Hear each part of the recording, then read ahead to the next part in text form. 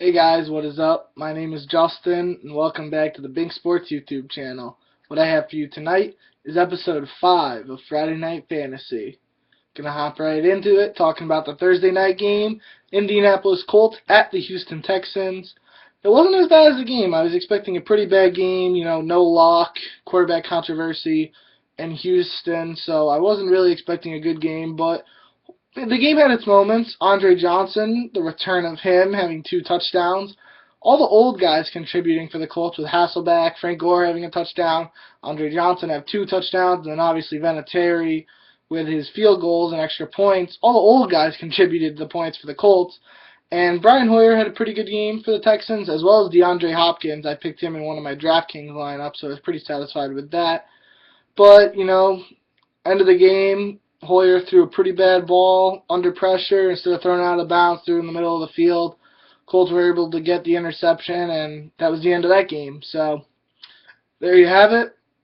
Colts are 2-0 without Andrew Luck, which if you asked somebody that in the beginning of the year, they'd probably laugh in your face. But now we're going to talk about the Sunday games. So starting off, we got the Bears playing against the Chiefs. Alshon might be out again. Cutler's back, so he played pretty well. So I'm going to go with Martellus Bennett and Forte for the Bears. The usual suspects there. The weapons are there. Cutler's just got to play well and take advantage of his guys out there on the field in order for them to put up numbers. And for the Chiefs, the same two as always, Macklin and Jamal Charles. Next, we got Seattle at Cincinnati. Staying away from Seattle receivers again, too inconsistent. I don't want Jimmy Graham. And to be honest, Marshawn's not playing, so I'm going to stay away from most offensive weapons. If Thomas Rawls is cheap enough, I will probably play him in one of my DraftKings lineups just because Fred Jackson is also questionable and Marshawn is out, so he would be the only option there, which means he's going to get his carry, so I like him. And for Cincinnati, Andy Dalton has a tough matchup. Run defense is going to be hard against Cincinnati, whether it's Gio or Jay Hill, and A.J. Green is going to be blanketed by Sherman. So basically staying away from almost everyone in this matchup. Next, we got the Redskins traveling to Atlanta to take on the Falcons. Alfred Morris and Devontae Freeman for that. Pretty simple. Obviously Julio, if you're willing to pay for him in DraftKings. But the running back situation for both teams, Tevin Coleman coming back for the Falcons, and the presence of Matt Jones in Washington. I want to keep an eye on both the running back situations here. Next, we got Jacksonville and Tampa Bay. Actually playing a lot of Jags in my one lineup. I know I'm going with Bortles, Allen Hurns, and the Jags defense. Winston had 4 picks last week, so I like my chances with the Jags D. But I am going with Mike Evans for Tampa Bay. I think he's bound to turn around. He's in a sophomore slump right now, but with Winston, if they're down big, they're going to keep throwing the ball, so Winston's going to have to throw it up, and Mike Evans is probably going to be his favorite target. No Safarian Jenkins. Vincent Jackson either has a great game or no catches, so he's too sporadic. I like Mike Evans this week. I think he's going to turn things around. Next, we got New Orleans at Philadelphia, immediately playing Ingram and Breeze. The Eagles' defense is putrid. So is their offense, not playing anyone on that offense, and sticking with Breeze and Ingram. Next, we got Cleveland and Baltimore. I like Kamar Aiken for the Ravens. He's going to be the #1 guy with Steve Smith out. And even with Joe Hayden on him, Hayden didn't play well the last couple of weeks. So, well, I shouldn't say that. Hayden's a phenomenal cornerback.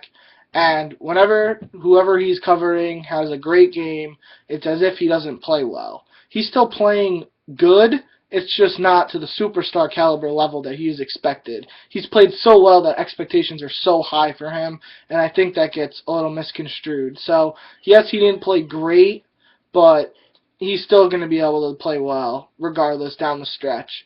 So, yeah, going with Kamar Aiken for the Ravens, maybe Forsett because the Browns' run defense is pretty bad. And for the Browns, I like Gary Barnidge as a low-end tight end, or a cheaper side of the salary cap there for a tight end. Next, we have the Rams going to Green Bay to take on the Packers. Going with Todd Gurley for the Rams, that's it. And for the Packers, probably Randall Cobb. Not going to pay for Aaron Rodgers. If you guys want to, be my guest, but I definitely will not be paying for him.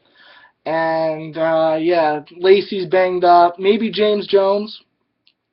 I just think Rodgers has so many weapons that it's hard to consistently pick one for daily fantasy. So, mainly going to stay away, to be honest. Those guys that are playing well are pretty expensive, so I can see a few cheaper options that might be better, just in my opinion, of course. The final 1 o'clock game on Sunday is Buffalo versus Tennessee. Don't want anybody there, to be honest. Maybe Charles Clay. He's questionable right now, but if he's upgraded to probable, maybe Charles Clay, kind of like Barnage as a cheaper tight end. But that's about it. Next, the 4 o'clock games on Sunday, starting with Arizona-Detroit. Arizona's defense, I mean, let's be real, they're playing really well. If you can afford them, go for it. I mean, Calvin and Golden Tate have been locked down this year, so the Cardinals defense should have a pretty easy job of I mean, I shouldn't say that because they're pretty hard guys to contain, but the Cardinals defense plays so well that I don't think they'll have a problem with that. Next, we got the Patriots playing the Cowboys. I want everyone in the Patriots lineup, even with the return of Rolando McClain and Greg Hardy for the Cowboys. That defense still isn't what it once was, you know.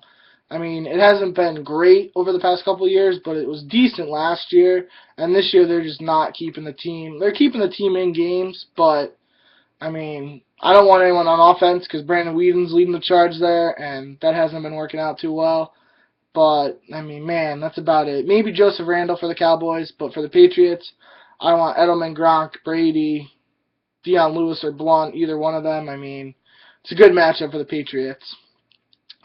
Next, we got the Broncos going to Oakland to take on the Raiders. I don't want anyone on the Raiders this week. I don't want anyone on the Raiders because Denver's defense is just too good right now.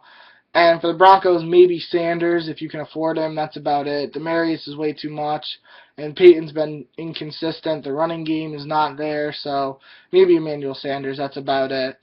For the Sunday night game, we have the Niners playing the Giants. Definitely going with the Giants defense, no matter how mediocre, or they've been playing well, especially against the run, which the Niners with the West Coast offense is what they like to do.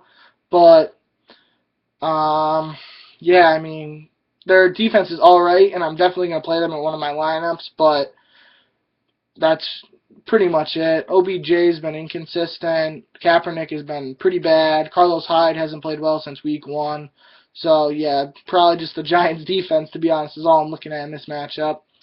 Then we have the Monday night game, Pittsburgh at San Diego. I like all the offensive weapons in this game. Mainly, though, I'm looking at Bell and Keenan Allen and Antonio Gates. Bell is probably going to continue to see a lot of carries, especially as long as Michael Vick is in there, because they're not going to want to throw the ball as much, which means a lower end of receptions for Antonio Brown, and with the return of Martavis Bryant.